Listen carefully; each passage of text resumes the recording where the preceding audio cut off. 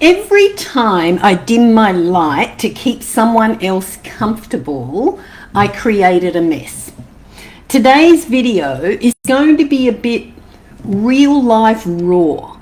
I'll be sharing 3 deeply personal stories. So not 1, not 2, but 3 deeply personal stories of being silenced, being used and sidelined until I finally rose, till I finally reclaimed my power and began helping others to do the same.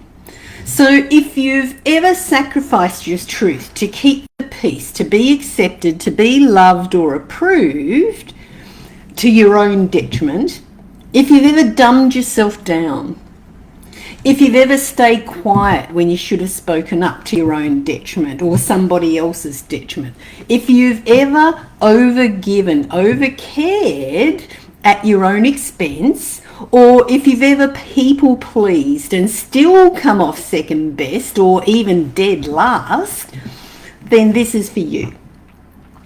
There once was a time when gifted women who were bright lights, gifted women, First Nations people, non-white male people who were bright lights, unsettled the insecure people. We unsettled the people who had the perceived power and were perceived to be in control.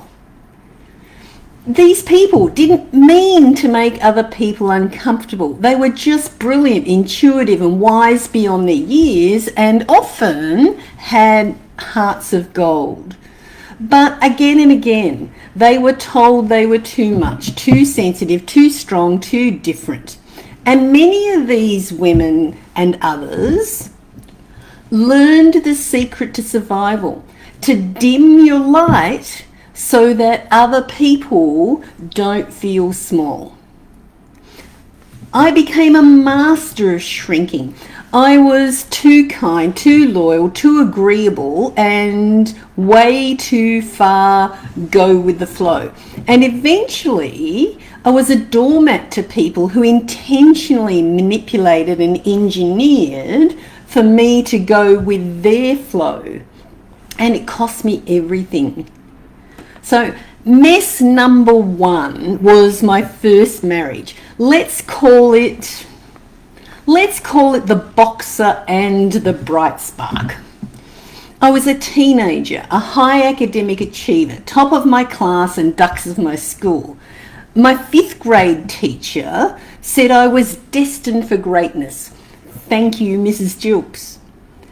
He was 12 years older than me, already married, had 3 children and a mistress on the side.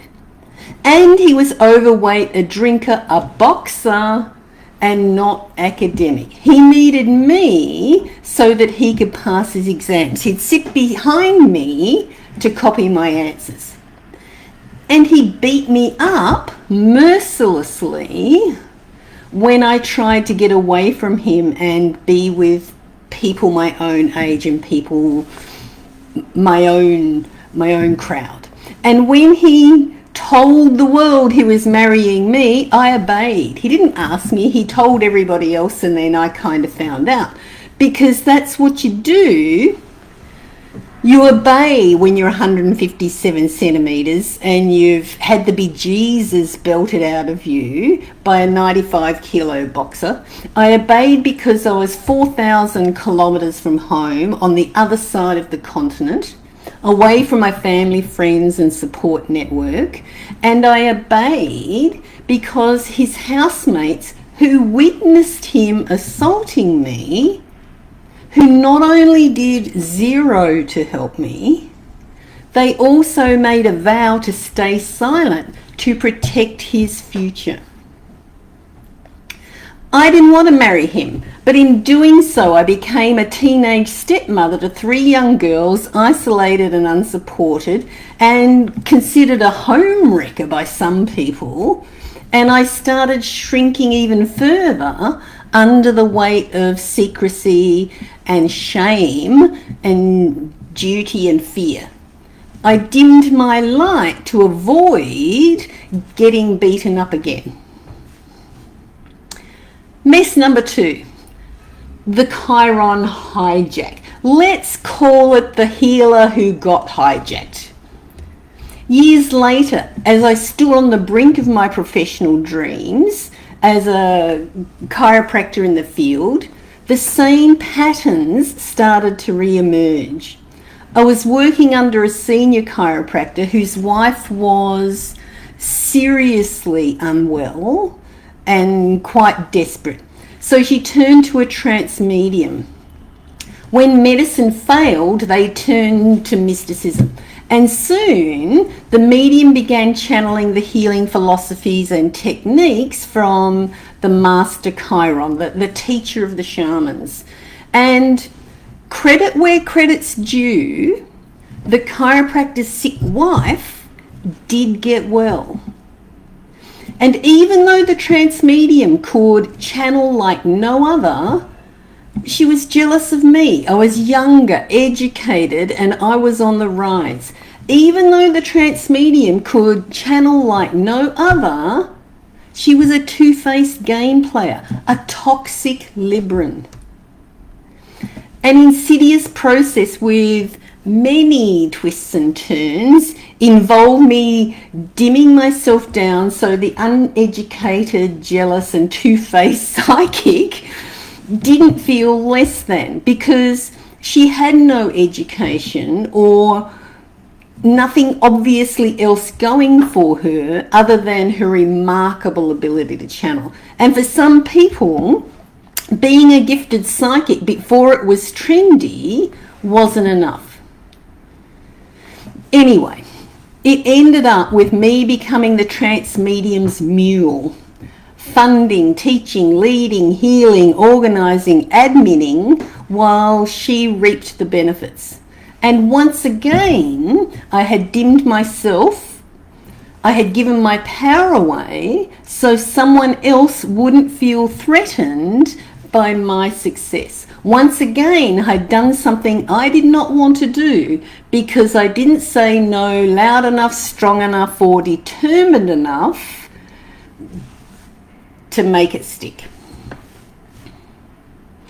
Mess number 3, the soulmate detour. Let's call it the flame that burned. Then came the soulmate, the twin flame.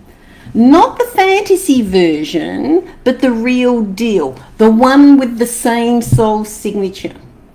He was a medical doctor and I was a natural healer. So in theory, on paper, this union would have built a bridge between science and spirit, between mind and heart, between traditional healing and modern medicine.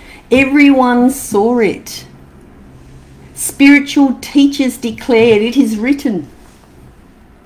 And he recognized me, he felt it, and he also rejected me. He chose safety, money, property, reputation, and a narcissistic gold digger who told him everything he wanted to hear. And probably to this day, he still tells him everything he wants to hear, while she was concurrently destroying everything that he had built and somehow projected that onto me. From the very moment he chose the narcissistic gold digger instead of his soul purpose and his path, his life has plummeted downhill. It started with professional ethics and legal problems and then progressively spiraled down into addiction, self-righteousness, codependency, and whatever else. It progressively spiraled down into the 7 deadly sins: the pride, the greed, the jealousy, the lust, gluttony, sloth, and wrath. He lost his reputation, his career, his family, his health, and he lost his twin flame partner. He permanently lost his twin flame status. the twin flame contract and his twin flame position. And he permanently lost the opportunity for this to have been his final and graduation incarnation. He now has to do everything on his own that he put me in the position of having to do on my own for the same intensity and the same length of time. It's universal law. And now the masks have fallen off. The drunk, addicted, lying and delulu people around him. Everyone can see who everyone is now. It's simply universal law. So what is the point that I'm making? What is the message